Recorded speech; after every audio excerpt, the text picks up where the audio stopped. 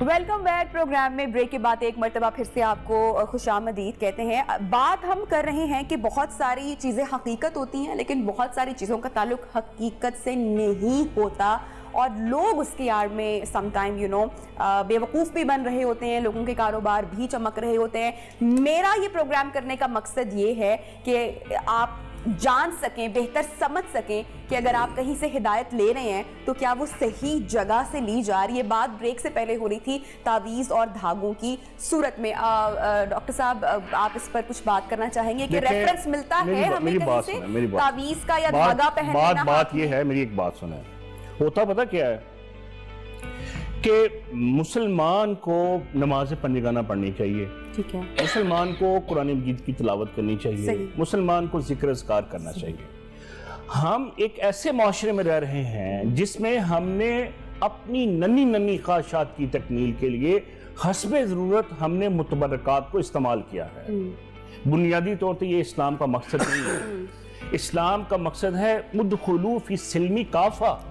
ہوتا کیا ہے کہ ہم نے معاشرے میں مختلف دکانداریوں کو رواج دیا ہے. مثلا جس طرح پہلے مثالیں دی گئیں کہ اگر کوئی میڈیکل ڈاکٹر ہے اس کی دکان ہے, ایک عامل کی دکان ہے. اچھا, عامل اپنا چورن بیچتا ہے, ڈاکٹر اپنا چورن بیچتا ہے, مولوی اپنا چورن بیچتے ہیں. کوئی اس میں شک نہیں ہے, مذہبی جتنے بھی یہ پیر فقیر سارے اپنا چورن بیچتے ہیں. ہم نے دین کی حقیقت کو, دین کے فلسفے کو ہم نے پس منظر میں ڈال دیا اپنے مفاد کے. وجہ کیا ہے, ہم ہندوانہ معاشرے سے شفٹ ہوئے ہیں. ہندو اپنی مقدس وید جو کتابیں تھیں ان کو جنتر منتر کے طور پر پڑھتے تھے. آج ہم نے قرآن مجید کو بھی نعوذ باللہ جنتر منتر کے طور پر استعمال کیا ہے. مثلا صبح پیپر ہے, مولوی صاحب کوئی ایسی صورت بتا دیں میرا پیپر اچھا ہو جائے. میں نے ویزے کے لیے اپلائی کرنا ہے, مجھے کوئی ایسی صورت بتا دیں میرا ویزا لگ جائے. اچھا, قرآن مقدس کتاب ہے نا, ہم نے اس کی تقدیس کے مقامات کیا متعین کیے. دلہن رخصت ہو رہی ہے, سر کے اوپر قرآن سایہ بن کے.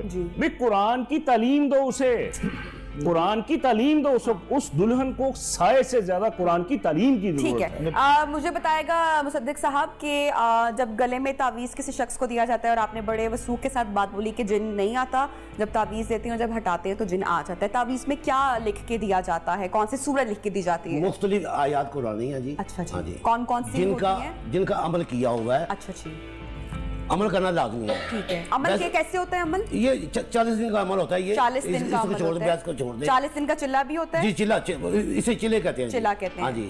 چلہ دین سے آیا ہے جی, ہمارے دین سے ہی آیا ہے چلہ کرنا. جی دین سے ہی آیا جی. اچھا, 40 دن کا چلہ کرنا ہمارے دین سے آیا ہے؟ نہیں, کوئی چلہ شلہ نہیں آیا. چلے کی تعریف کیا ہے, چلے کی تعریف کیا ہے؟ 40 دن کے لیے کیا چلہ نہیں, کیا ہوتا ہے بیٹھک ہے 40 دن کی بیٹھک ہے. اس میں کیا ہوتا ہے, کیا کرنا ہوتا ہے؟ او بھائی آپ تو ہر چیز کو نفی میں کر رہے ہیں. نفی میں نہیں کر رہے, مجھے بتائیں نا, میں بھی جاننا چاہ رہا ہوں. پتہ نہیں آپ کیا جاننا چاہ رہے ہیں. ابھی آپ نے قرآن کو جنتر منتر میں انہوں نے کہا ہے تو ان کو پتہ ہونا چاہیے نا, بتا رہے ہیں. نوائے صوفیہ کتاب ہے اولیاء اللہ کی زندگی کا, جو مستند ترین کتاب ہے. کیا مجھے یہ بتائیں کہ اللہ کے ہر ولی نے چلہ کیا ہے یا نہیں؟ یا مجھے نوائے صوفیہ, ایک منٹ, نوائے صوفیہ حدیث کی کون سی قسم ہے؟ نہیں, بات آپ انبیاء کو دیکھ لیں, کیا انبیاء کے چلہ ہمارے لیے آخری نبی الزمان آپ صلی اللہ علیہ وسلم ہے, ہم ان کو دیکھیں گے. چلیں میں آپ ریفرنس کی طرف آ جاتے ہیں. حضرت نوح علیہ السلام کو 40 دن عبادت کرنا نہیں ملتا, تو ہم حضرت ایک سیکنڈ, جناب موسیٰ علیہ السلام جب گئے اور ہارون کو کہا کہ میری قوم پیچھے بدک نہ جائے, وہ 40 دن کے لیے کیوں گئے تھے؟ مجھے یہ بتائیں, خیبر کی جنگ 40 دن کے بعد پہلے چپ کے روزے رکھے گئے تھے پچھلے زمانے میں, تو کیا آج کے زمانے میں چپ کے روزے بھی رکھیں گے کہ پہلے انبیاء نے یہ کیا؟ ہماری جو گفتگو ہے نا وہ تھوڑی سی ڈیٹریک ہو رہی ہے. میں عرض یہ کرنا چاہتا ہوں, ہر اصل کا ایک نقل ہے.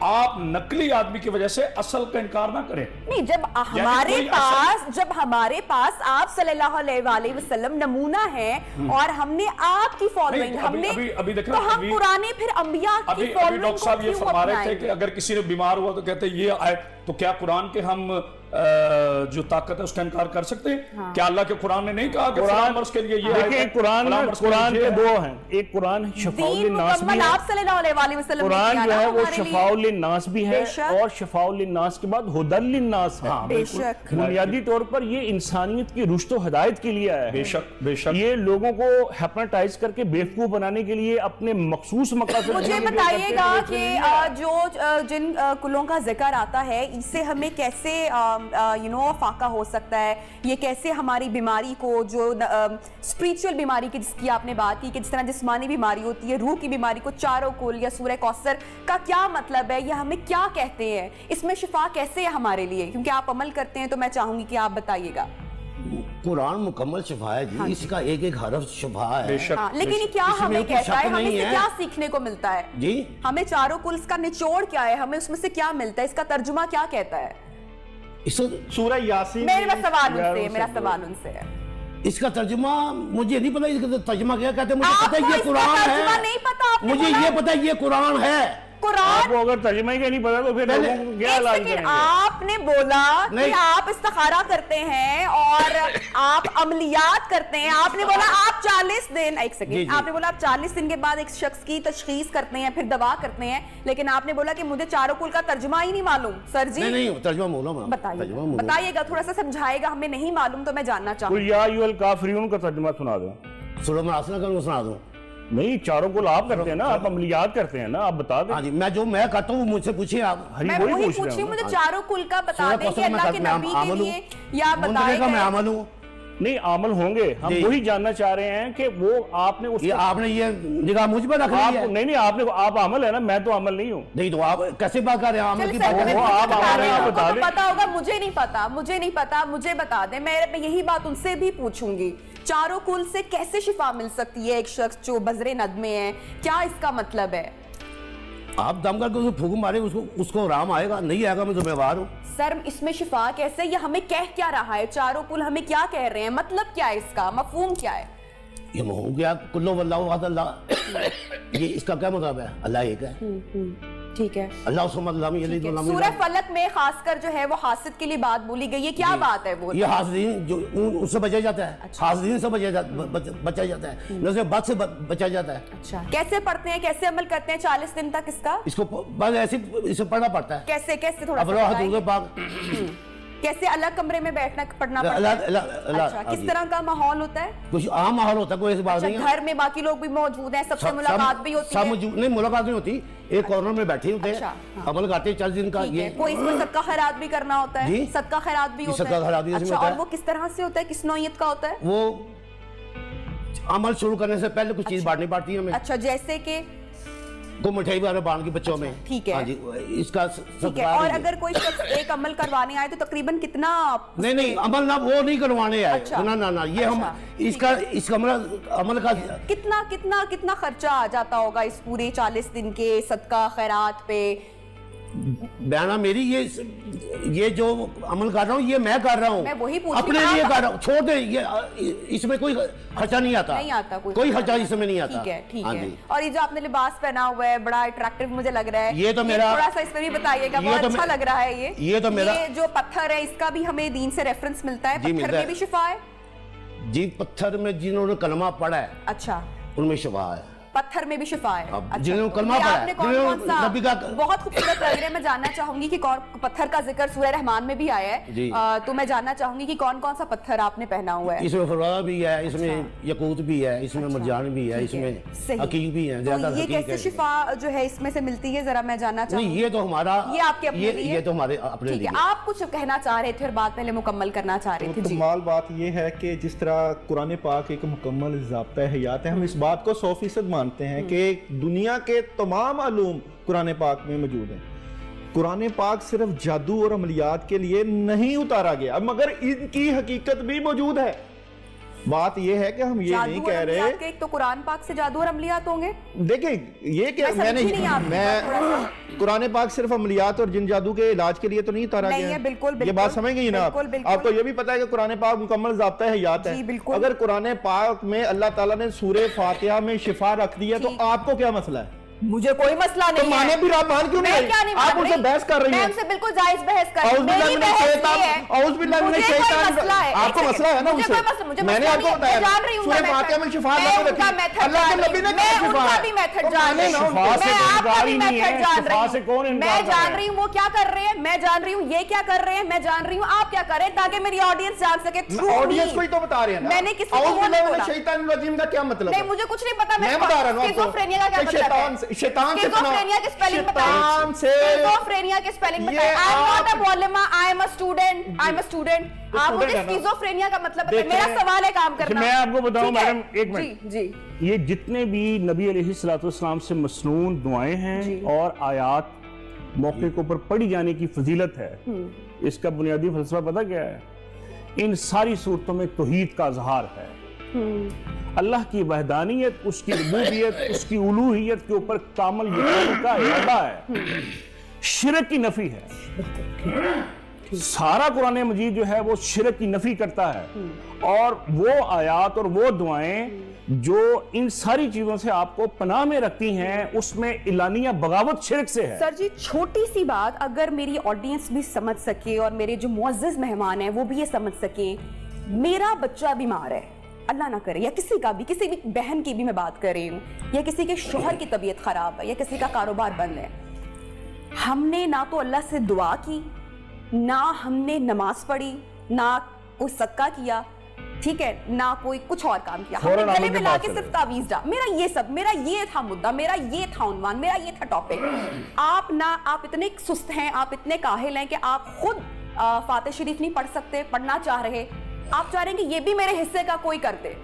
بھوک مجھے لگی ہے, کھانا کوئی اور کھا لے تو اور میری بھوک مٹ جائے, ایسا نہیں ہو سکتا. میرا یہ عنوان ہے, میں یہ جاننا چاہ رہی ہوں. ایک منٹ, لوگوں کو بیوقوف بنانے کا میں آپ کو بتاتا ہوں کیسے بیوقوف بنایا جاتا ہے. میرا ایک دوست ہے, اس نے واقعہ سنایا کہ ایک بے روزگار نوجوان تھا, اس کو روزگار کوئی نہیں مل رہا تھا. اس نے کہا کہ آپ ایسے کرو, ایک درخت کے نیچے بیٹھو, بڑے بڑے بال اور بڑی بڑی تسبیحیں لگاؤ, اور ایک دو اپنے کرائے کے لوگ, جس طرح مداری نہیں ہوتے, 2-3 بندے اپنے ہی بٹھائے ہوتے ہیں تاکہ رش زیادہ ہو جائے, لوگوں کو بلائیں. اس نے 1-2 بندے دوست رکھے اور گاؤں میں مشہور کر دیا, وہ بڑی پہنچی ہوئی سرکار ہے, ہمارے گاؤں کے کونے میں درخت کے نیچے بیٹھ گئے. لو جی لوگ وہاں پہنچنے شروع ہو گئے. اچھا وہ کرتا کیا تھا, وہ مشہور اس نے یہ کیا تھا کہ اس پیر صاحب کی جو ہاتھ کی جو تلی سے یہ جو راکھ ہوتی ہے, اس کو ایسے کر کے مل کے یہ پیش کرتے ہیں تو وہ میٹھی ہو جاتی ہے. یہ پیر صاحب کی کرامت ہے. اچھا اصل حقیقت کیا تھی, اس نے بالوں کے اوپر سکرین لگائی ہوئی تھی. یہ میٹھا نہیں ہوتا. جو بھی بندہ آتا یا عورت آتی وہ ایسے کرتا, ایسے انگلیاں پھیرتا بالوں کے اوپر, اس کے ہاتھوں کے اوپر سکرین لگتی, وہ میٹھی ہو جاتی, اور وہ ایسے راکھ اٹھاتا, ایسے تری پر ایسے کر کے رگڑ کے یہ کھاؤ تو وہ میٹھی ہو جاتی. وہ کہتے ہیں ہم کھاتے ہیں تو وہ پھیکی ہوتی ہے, پیر صاحب ہمیں کھلاتے ہیں تو وہ میٹھی ہو جاتی ہے. دیکھو بہت بڑی کرامت, بڑی پہنچی ہوئی سرکار, اور اچھ لگا ہوا ہے. اچھا یہ ایک بدعقیدگی کا یہ بھی ایک میں آپ کو مثال دوں. بعض دفعہ ہوتا کیا ہے, قدرتی طور پر آپ کو اللہ شفا دے دیتا ہے. 100 میں سے 2 بندوں کو ویسے شفا ہو جاتی ہے. ان کا عقیدہ یہ بن جاتا ہے, دیکھا میں فلاں جگہ پہ گیا تھا اور میں نے یہ رات کھائی تھی اور میں جناب شفا یاب ہو گیا, وہاں رش لگا ہوا ہے. یہ بنیادی بریک سے واپس آتے ہیں, پھر آپ کا کمنٹ بھی اس میں شامل کریں گے, باقی مہمانوں کو بھی شامل گفتگو کریں گے after a short break. Stay with us. Welcome back. Program میں ایک مرتبہ پھر سے آپ کو خوش آمدید کہتے ہیں. مجھے بتائیں گا کہ جو ابھی دماغی جو بیماریاں ہیں ان کو آپ کس طریقے سے دیکھتے ہیں؟ اکثر لوگ اس میں بھی بہت زیادہ مبتلا ہوتے ہیں, جیسے کہ جسم کی بیماری ہے, اسی طرح دماغ کی بیماری ہے, یا روحانی بیماری ہے, لیکن فرق کرنا تینوں چیزوں کا بہت زیادہ ضروری ہے. دیکھیں نبیہ, میں اگر تسلی سے آپ کو بات سمجھا پاؤں تو آپ ضرور سمجھیں گا. ہم اگر ڈاکٹروں کے پاس علاج کروانے جاتے ہیں تو کوئی ڈاکٹر بڑے اچھے ہاسپٹلس میں بیٹھے ہوئے ہیں, ڈاکٹرز ہاسپٹل میں بھی بیٹھے ہوئے ہیں, نیشنل ہاسپٹل میں بھی بیٹھے ہوئے ہیں, اللہ نے ان کے ہاتھ میں بھی شفا رکھی ہے. اور کئی ڈاکٹر ایسے بھی ہیں جو گلی کوچوں میں بھی بیٹھے ہوئے ہیں, جو 100-200 روپے کی جو ہے وہ پوڑی بنا کے دیتے ہیں. تو بات یہ نہیں ہو رہی کہ ڈاکٹر کون اچھا ہے. جو گلی محلے میں بیٹھا ہوا ہے وہ بھی دعویٰ کرتا ہے کہ میرے ہاتھ میں شفا ہے, اور وہ جو ڈاکٹر ہاسپٹل یا اچھے سے اچھے ہاسپٹل جو 10-20 ہزار روپیہ فیس لیتا ہے وہ بھی بات کرتا ہے کہ شفا ہے. ہم نے نے کبھی دعویٰ نہیں کرتا، کوئی ڈاکٹر دعویٰ نہیں کرتا میرے ہاتھ میں شفا. چلیں مان لیا دعویٰ نہیں کرتا, میں اس طرف بھی آ جاتا ہوں, میں بات سمجھانا چاہتا ہوں اگر آپ کو سمجھ آ جائے. جی اچھا, بات یہ ہے کہ شفا من جانب اللہ, ٹھیک ہے, ہم وہاں پہ بحث نہیں کر رہے کہ کون سا ڈاکٹر اچھا ہے کون سا غلط ہے. اگر ہم روحانیت کی بات کرتے ہیں, عملیات کی بات کرتے ہیں اور ان چیزوں کو سمجھنے کی بات کرتے ہیں, تو جن لوگوں نے یہ دکانیں بنائی ہیں ان کے لیے تو ہمارا اعلان جنگ, اور جو صحیح ہیں ان کو بھی رگڑا لگانا ہے اگر آپ نے, تو ہم پھر بھی آپ کے ساتھ ہیں, کیونکہ صحیح کو صحیح اور غلط کی پہچان نہ ہوگی تو ہم آگے نہیں چل پائیں گے. بات ہو رہی ہے کے لیے آج کا شو رکھا ہے, دیکھیں جہالت دیکھیں سرگودا میں وہ ایک بڑا پڑھا لکھا تھا جو الیکشن کمیشن سے ریٹائرڈ تھا, اس نے 7-8 بندے ذبح کر دیے کہ میرے پیر صاحب نے خواب میں آ کے کہا تھا آپ ان کو ذبح کر دو, اور میں یہی تو بات ہے, میں ان کو زندہ کر دوں گا. علامہ صاحب یہی تو بات ہے کہ دیکھیں ایک بندہ, علامہ صاحب اگر ایک بندہ غلط کام کر رہا ہے تو آپ ان کے ساتھ صحیح لوگوں کو اگر رگڑا لگائیں گے تو آپ ان چیزوں کو ایک بندہ نہیں ہے ہمارے معاشرے میں بیسیوں بلکہ سینکڑوں لوگ ہیں. تو پھر آپ یہ کہہ دیں کہ جادو نہیں ہے, آپ یہ کہہ دیں کہ نظر بد نہیں ہے, آپ یہ کہہ دیں کہ روحانیت نہیں ہے, ہم تو انکار ہی نہیں کر رہے, ہم انکار نہیں کر رہے, تو پھر میری بات طریقہ علاج پہ کانفلکٹ آ رہا ہے. طریقہ علاج مجھے اس چیز کی بات بتا دیں, عاملوں نے بورڈ لکھے ہوتے ہیں تو ہم ان کے خلاف ہیں, محبوب آپ کے قدموں تلے, یہ کیوں لکھا تو یہی تو بات ہے نا, محبوب بیوی اپنے قدموں میں نہیں ہے. بات آپ کی بات تو ٹھیک ہے, لوگ جاتے ہیں نا, لوگ جاتے ہیں نا, ہم مانتے ہیں لوگ بیوقوف ہے جو تو ہم یہی چاہتے ہیں کہ بیوقوفوں کا علاج قرآن اور حدیث میں. جیسے ڈاکٹر صاحب لوگوں نے ان لوگوں کو اس چیز کا شعور دیا کہ لکھ کے لگائیں. ڈاکٹر صاحب آپ نے شعور دیا, ہم جیسے لوگ ہیں نا جو کہتے ہیں, میں تو کہتا ہوں ان کے خلاف آپریشن ہونا چاہیے, آپریشن, ہم بھی آپ کے ساتھ ہیں, یہی تو بات ہے. اور اکثر آپ سمجھیں, اور یہ جتنے جادوگر ہیں نا, یہ جادوگروں کے خلاف ہیں, ہم عملیات جو غلط کرتے ہیں ان کے خلاف ہے. فقہاء کے نزدیک یہ واجب القتل. لیکن آپ نے پروگرام کے پہلے بھی بولا کہ عملیات بزرگان دین سے آتے ہیں, تو ثابت ہے نا بزرگان دین, لیکن اب آپ نے بولا ہم عملیات کے خلاف, عملیات کے خلاف ان لوگوں کے خلاف ابھی بولا انہوں نے کہ بورڈ لگائے ہوئے ہیں, آپ جن لوگوں نے بورڈ لگائے ہوئے ہیں جو لوگوں کو دھوکہ اور فراڈ دے رہے ہیں, جو لوگوں کے ساتھ زیادتی کر رہے ہیں, آپ ان کے ساتھ ہیں؟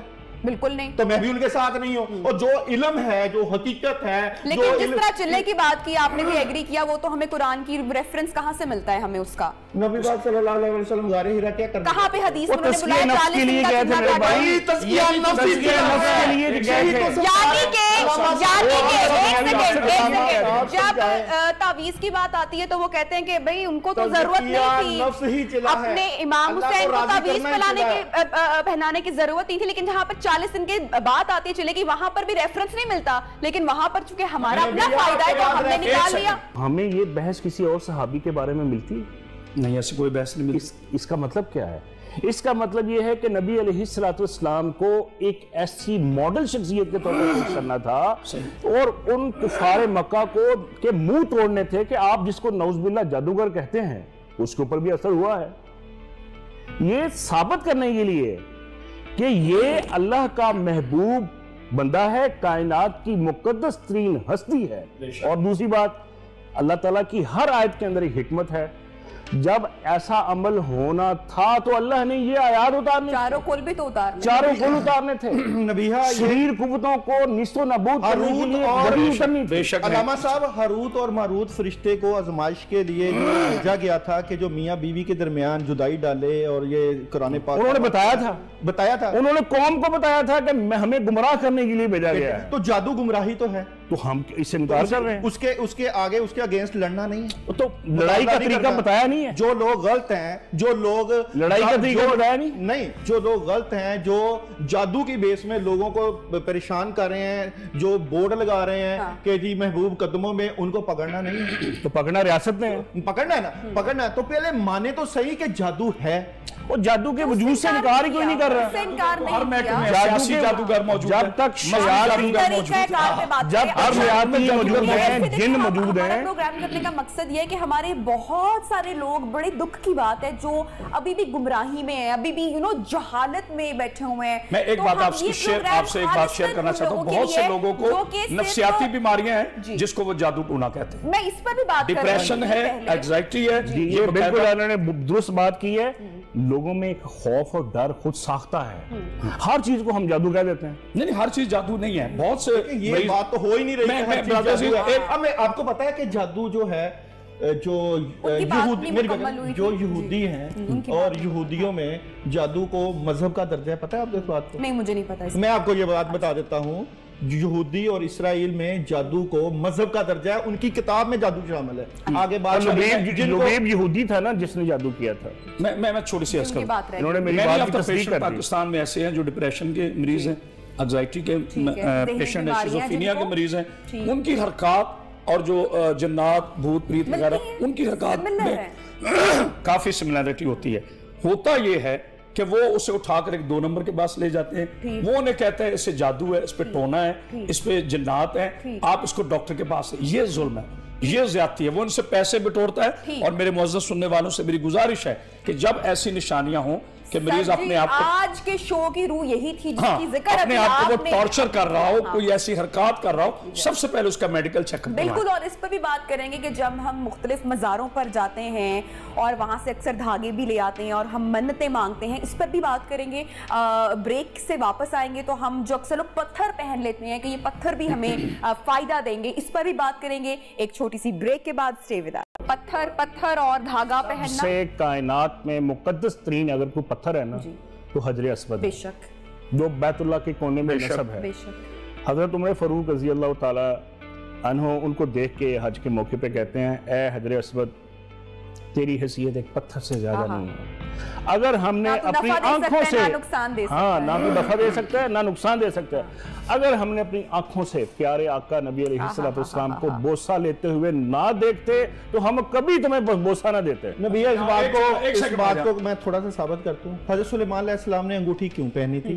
نبی پاک صلی اللہ علیہ وسلم کی ختم نبوت کی انگوٹھی کیوں؟ وہ مہر نبوت کیا اولیاء اللہ نے انگوٹھیاں کیوں پہنی تھی؟ ایک علمی اختلاف رہا ہے. دیکھیے, جہاں تک حجر اسود کا تعلق ہے, اگر یہ کوئی نفع یا نقصان نہیں دے سکتا, حضور نے اسے بوسہ کیوں دیا؟ ایک بات, وہ جنت کا پتھر تھا. نہیں, صرف جنت کا نہیں. اب سن لینا, حجر اسود کا یہاں پر نصب ہونے کا مقصد کیا ہے؟ ہم یہ تو کہہ دیتے کہ حجر اسود, اب حکم ہے آپ کا حج, جب آپ حج کرتے ہیں کہ آپ کا ہاتھ اگر نہیں لگتا آپ دور سے اسے ایسے کریں گے تاکہ آپ, یہ قیامت کے روز گواہی دے گا.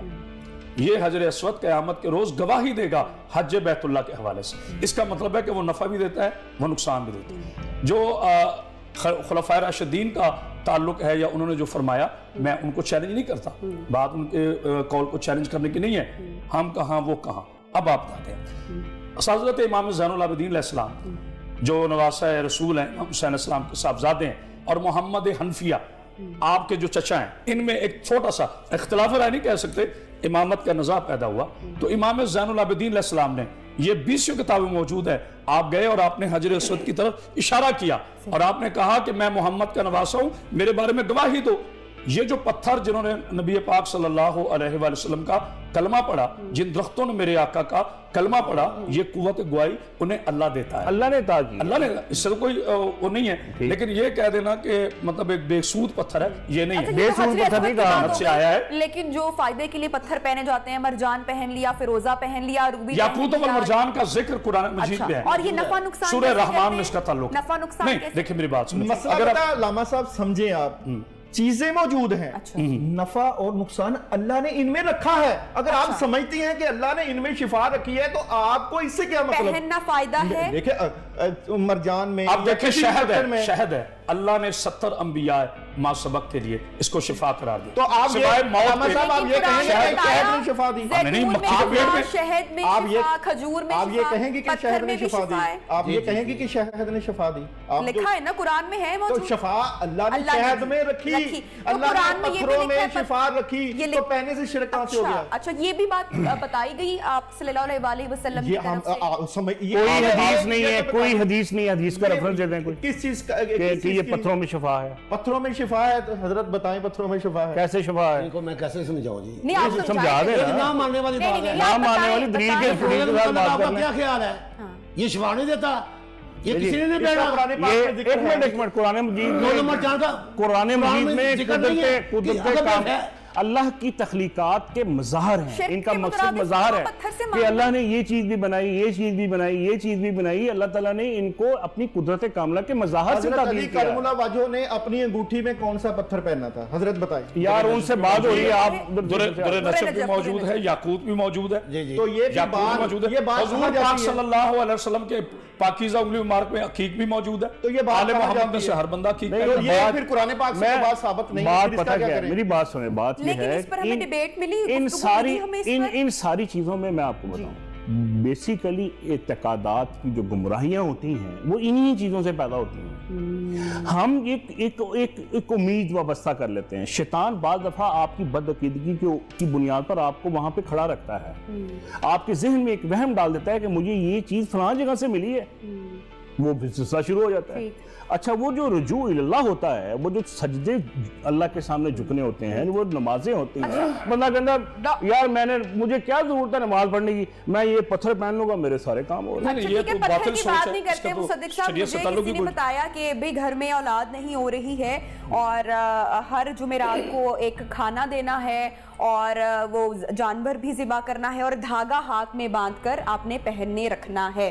تو یہ دھاگا پہننا بھی کیا جو ہے وہ ایک اچھی علامت ہوتی ہے یا شریعت میں ہے کہ دھاگا بھی آپ کو کوئی فائدہ پہنچاتا ہے؟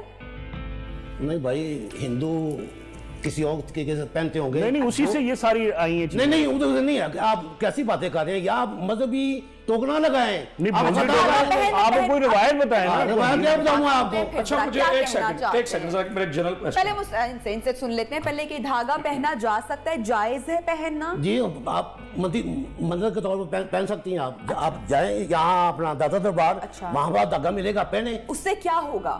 کچھ نہیں ہے, تو یہ ایز اے کیا کہتے ہیں شفا کے لیے. اچھا, کوئی ریفرنس ملتا ہے, کوئی شفا ہے اس میں, کوئی ریفرنس ہمیں قرآن حدیث سے ملتا ہے کہیں پر؟ میں تو قرآن کے حدیث سے میں تو نہیں بتا سکتا, یہ بتا سکتا. آپ علاج کرتے ہیں پھر آپ جی بھائی, میں جو علاج میں کرتا ہوں مجھ سے وہ پوچھے نا. آپ یہ دھاگے پیچھے پڑ گئے. آپ نے بولا میں نے آپ سے اتنی ساری باتیں پوچھی, میں قرآن کی آیت دیتا ہوں. دھاگا انہوں نے کہا پہن سکتے ہیں لیکن انہیں کہا میں بتا نہیں سکتا. نہیں منتی طور پہ پہن سکتے ہیں, میں تو کہہ رہا ہوں منتی طور پہ. ایک جنرل کویسچن مجھے یہ بتائیں, یہ جو ہندو دیوالی کرتے ہیں اس میں باقاعدہ وہ جانور ذبح کرتے ہیں, سب لوگ اکٹھے ہوتے ہیں, ٹھیک ہے. ہم حج بیت اللہ کے لیے جاتے ہیں, مینا پر ہم جانور ذبح کرتے ہیں. اب ظاہری سرکمسٹانسز تو ایک جیسے ہیں, پھر ہمیں کیسے پتہ چلے کہ ہم مسلمان ہیں وہ کافر ہیں؟ وہ سنت ہے, حضرت ابراہیم کی سنت ہے, ٹھیک ہے نا. اور اس میں ہم تکبیر پڑھتے ہیں. دیوالی پہ آپ نے بولا کہ وہ جانور ذبح کرتے ہیں, آپ مناسبت دیکھیں کہاں سے لے گئے. نہیں میں آپ کچھ اور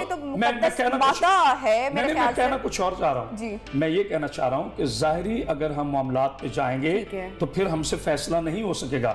اللہ اور غیر اللہ کے نام پر جو جانور ذبح کیا جاتا ہے غیر اللہ کے نام پر, وہ شرک ہے. وہ چاہے رام کے نام پر ہو, وہ چاہے عیسیٰ کے نام پر. بات دھاگے کی ہو رہی تھی, مجھے وہ اس پہ تھوڑی سی کلیرٹی دے دیں. دھاگے کی وہ اتنا کوئی میں یہ سمجھتا ہوں دربار پہ جا کر منت مانگ لینا, دربار پہ جا کے منت مانگ لینا کہ اولاد ہو جائے گی. آپ کے ساتھ میں نے یہاں پہلے پروگرام کیا تھا, اس میں نے منت کے بارے میں پہلا پروگرام ابھی آج کے پروگرام میں بتا دینا. بی بی مریم نے منت مانی, قرآن میں سورہ آل عمران میں موجود ہے. حضرت زکریا نے منت مانی. اس کا مطلب ہے قرآن میں منت کا کنسپٹ ہے. کس سے دعا؟ اللہ سے دعا کی نا, اللہ سے دعا کی ہے, لیکن لفظ منت استعمال ہوا نا, وہ تو غیر اللہ سے ڈینائی نہ کرے. وہ اللہ اور غیر اللہ کی بات ہو رہی ہے. تو میں بھی کہہ رہا ہوں غیر اللہ مانگنا تو غیر اللہ سے امیدیں وابستہ. اچھا نہیں مجھے بتائیں, ایک سیکنڈ جی, یہ محبت میں گئے. بارش کون برساتا ہے؟ بارش کون برساتا ہے؟ اللہ تعالیٰ برساتا ہے. مگر فرشتہ برساتا ہے, آپ اس کا انکار کرتے ہیں؟